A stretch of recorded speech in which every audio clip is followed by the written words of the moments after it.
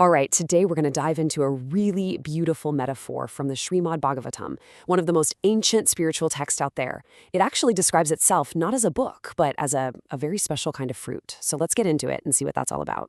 So everything really kicks off with this original Sanskrit verse. Now, you don't have to be a scholar to get this, but it's pretty powerful to see where it all comes from.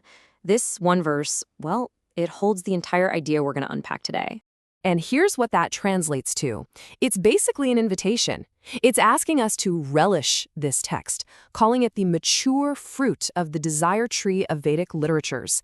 And that's our central theme right there, a very special fruit that comes from an all-knowing tree. Okay, so here's our game plan. We're going to start with the fruit itself. Then we'll look at the incredible tree it came from. After that, we'll get into the science of its taste, what that even means, and see how that original taste compares to what we experience. Then we'll talk about how it was delivered to us so perfectly. And finally, we'll check out the amazing gathering where all this knowledge was first shared. So first up, what makes this fruit so incredibly special? I mean, the claim here is pretty bold.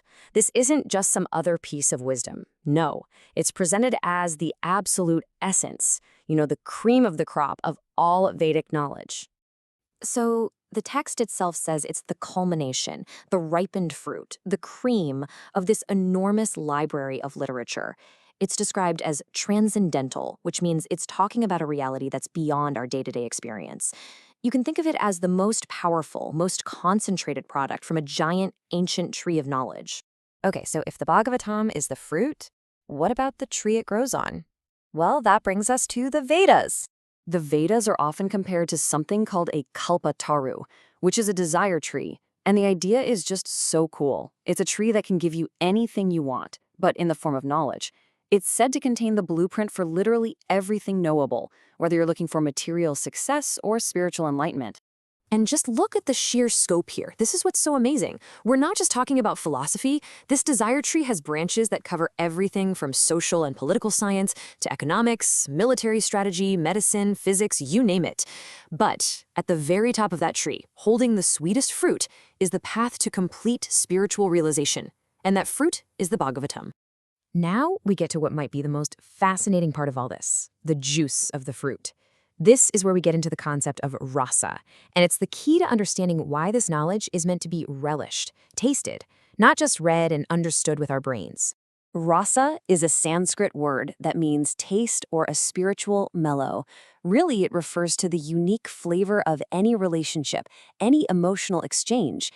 And the source material says that every single living being, from a tiny ant all the way up to the highest person you can imagine, is constantly trying to taste some kind of rasa. It's what drives us. It's the fundamental driver of life itself. And what's so cool is that this isn't just some vague, poetic idea. The Vedic texts are incredibly systematic. They actually categorize all of these different relational tastes into 12 primary varieties. And check out how they're organized. On one side, you have the 5 primary rasas, which are direct expressions of love. The love between friends or a parent and child. Then, on the other side, you have 7 secondary tastes, like anger, wonder, even horror. And the key idea is that these secondary emotions, like anger, only pop up when one of the primary loving relationships gets blocked or disturbed in some way. And this is the main takeaway. Whether it's direct or indirect, whether it feels good or bad, every single emotional taste we experience is really just a different manifestation of one core energy, love. Every relationship is just a search for a particular flavor of affection. So this brings us to a really critical distinction. The source explains that the tastes we experience here in our everyday lives, well, they aren't the original flavors. They're more like temporary reflections. This lays it out perfectly. On the left, you have spiritual rasa. It's the original, it's eternal, it's a complete experience. But on the right, you have material rasa. It's temporary, it's incomplete, it's just a reflection. So the goal for a thoughtful person is to go for the original, not the imitation. And here's why that is. The source explains that the ultimate origin, the fountainhead of every possible flavor of relationship you can imagine, is the supreme being. This means that every kind of love already exists in its most perfect, pure, original form.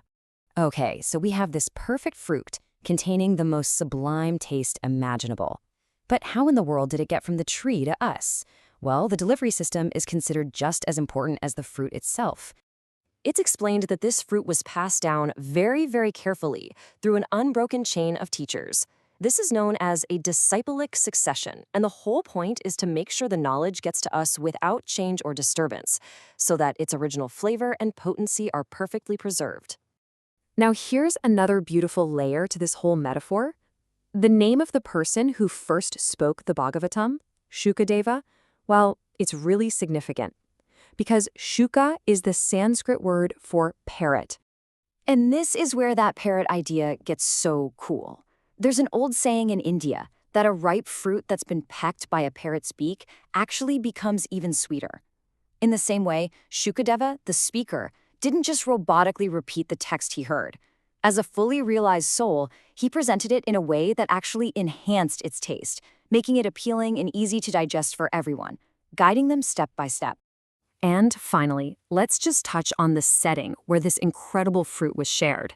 I mean, the context itself tells you so much about why this knowledge exists.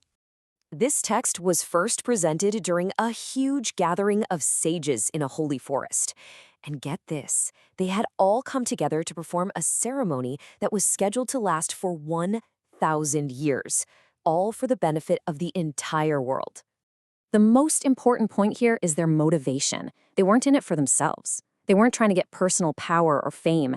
The source describes them as sincere friends to all living beings, and they were simply anxious to do something good for everybody. And for them, sharing this ultimate knowledge was the greatest possible act of welfare. And really, this brings it all back to us, right? This whole philosophy is suggesting that every one of us is searching for a certain kind of taste, a specific flavor of fulfillment in our lives. So it kind of leaves us with a question to think about. What is the ultimate taste, the original rasa, that you're truly searching for?